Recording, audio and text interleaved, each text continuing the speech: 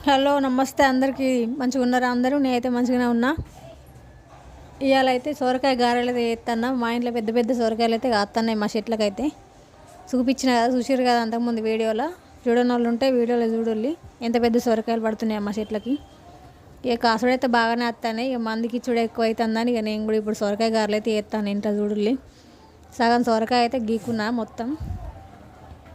మంజీరా ఉంటుంది కదా దాంతో అయితే సన్నగా గీకిన మంచిగా. దాని మీద ఉల్లిపాయలు, పచ్చిమిర్చి, కొత్తిమీర, కరివేపాకు అయితే వేసుకున్నా చూడుల్లి. సన్నగా అయితే కట్ చేసుకున్నా మంచిగా. అన్నీ కట్ చేసుకొని వేసుకున్నా ఇలా సొరకాయ తురుములో. ఇప్పుడైతే ఇక నువ్వులు అయితే వేసుకుంటాను. మంచిగా ఉంటుంది నువ్వులు వేసుకుంటే. మీరు కూడా ట్రై వేసుకొని. ఇక బియ్యం పిండి అయితే జల్లెడ పట్టుకొని అయితే పెట్టుకున్నా. పురుగులు ఉంటాయి ఏమో అని చూసి అయితే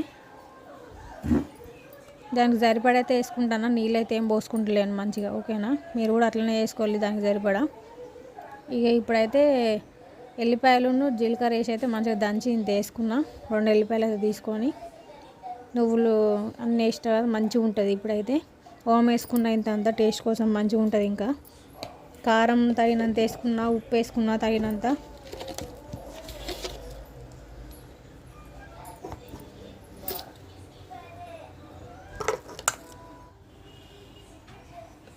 ఇప్పుడైతే అన్నీ కలుపుకుంటాను మంచిగా చూడండి. వీళ్ళనైతే నీళ్ళు పోసుకోవద్దు. నీళ్ళు పోసుకుంటే మంచిగా ఉండదు టేస్ట్. ఇది సొరకాయకి నీళ్ళు బాగుంటాయి కదా సొరకాయ లోపల.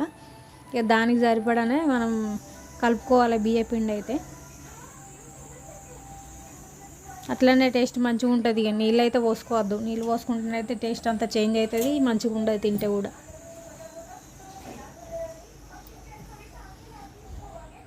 ఎంతమంది సొరకాయ గారెలు చేసుకున్నారు మరి కామెంట్ బాక్స్లో అయితే తెలియజేయండి.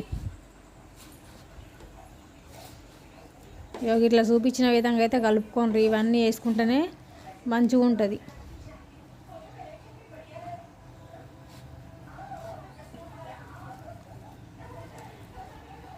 సొరకాయలు అయితే కాయ ఏమో కాయ అనుకున్నా కానీ ఇక ఫుల్ పడుతున్నాయి మా చెట్లకైతే. అసలు ఇక అది రికామే ఉండలేదు కాయడానికి అయితే, అంతగానం కాస్తుంది. ఒక్కటి మా బుడ్డోడు అంత పొడుగున్నాయి, అంత పెద్దగా ఉన్నాయి సొరకాయలు అయితే.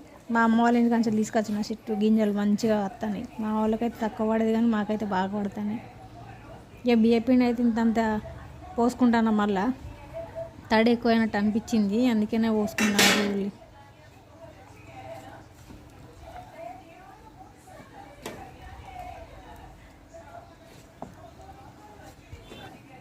ఇక వర్షాలు అయితే బుల్లు పడుతున్నాయి. కూర్చొని ఉట్టే ఖాళీగా ఎందుకు ఉండడానికి తినబుద్ధి అవుతుంది ఏదన్నా అని ఇట్లా సొరకాయ గారెలు అయితే ముందర పెట్టుకున్నా చేయడానికి. మరి మీరేం తింటానో కామెంట్ చేయండి.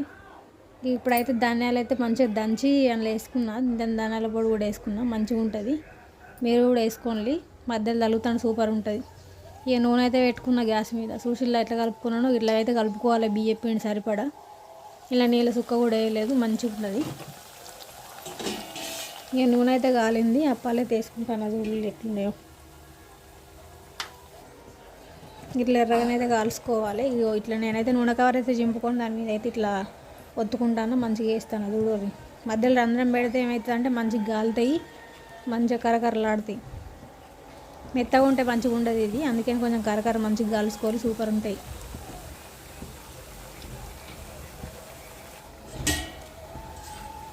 చూడండి ఎంత మంచిగా వచ్చినాయో. మీరు కూడా వేసుకొని తినండి, వర్షాకాలం మంచిగా ఉంటుంది.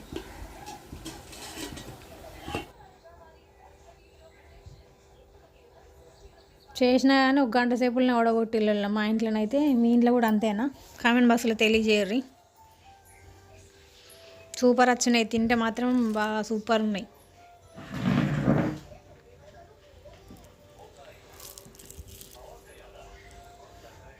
మళ్ళీసారి చేసుకోవాలనిపించింది తింటేనైతే, అంత మంచిగా ఉన్నాయి.